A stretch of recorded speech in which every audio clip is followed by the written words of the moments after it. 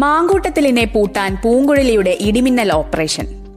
പാലക്കാട്ടെ ആ പഴയ KPM ഹോട്ടൽ. അർദ്ധരാത്രിയിൽ വീണ്ടും പോലീസ് വണ്ടികൾ ഇരച്ചെത്തുന്നു.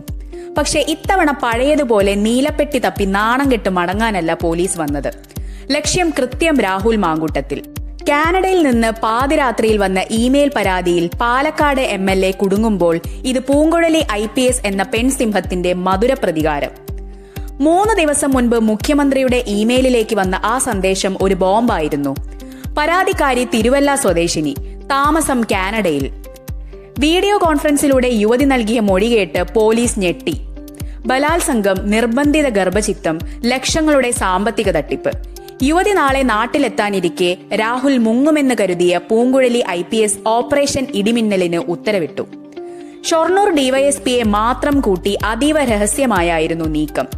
രാഹുൽ താമസിച്ച ഹോട്ടലിൽ പോലീസുകാരും രഹസ്യമായി മുറിയെടുത്തു. രാത്രി 12:15 ഹോട്ടൽ റിസപ്ഷനിലെ ഫോണുകൾ പോലീസ് പിടിച്ചെടുത്തു. പുറം ലോകവുമായുള്ള സകല ബന്ധങ്ങളും വിച്ഛേദിച്ചു. ഡ്രൈവറും സഹായികളും പോയെന്ന് ഉറപ്പുവരുത്തിയ പോലീസ് 12:30 രാഹുലിന്റെ മുറിയിലെത്തി. നാടകീയമായിരുന്നു പിന്നീട് നടന്ന കാര്യങ്ങൾ. ആലത്തൂരിലേക്കെന്ന് വിശ്വസിപ്പിച്ച് രാഹുലിനെയും കൊണ്ട് പോലീസ് നേരെ വിട്ടത് പത്തനംതിട്ട AR ക്യാമ്പിലേക്ക്.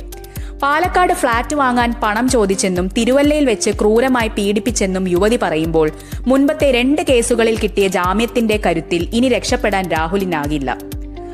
അന്ന് നീലപ്പെട്ടി രാഹുലിനെ നിയമസഭയിലെത്തിച്ചു. ഇന്ന് ഇതേ ഹോട്ടലിൽ പോലീസ് ഒരുക്കിയ ചാണക്യതന്ത്രം രാഹുലിന്റെ രാഷ്ട്രീയ ഭാവിക്ക് തന്നെ കരിനിഴലാവുകയാണ്.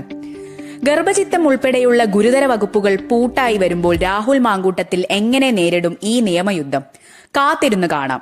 രാഹുലിന് ഇനി പാലക്കാട് മത്സരിക്കാൻ കഴിയില്ലെന്നാണ് വിലയിരുത്തൽ. അങ്ങനെ രാഷ്ട്രീയ ഭാവി അടയുകയാണ്.